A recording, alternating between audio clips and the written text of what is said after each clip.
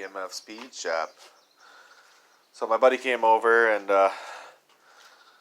helped me do some timing on the car, and we found some things wrong.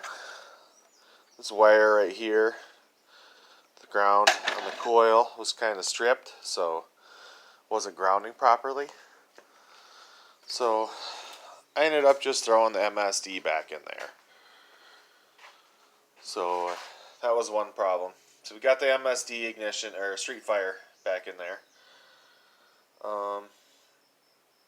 We used the new wire, ran the new 12 gauge to the box, set the timing, and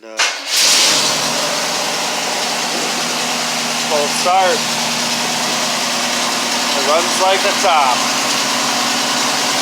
Just fired her up. She's back, boys.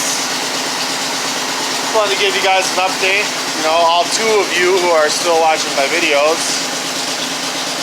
And yeah, stay tuned. See me on the streets.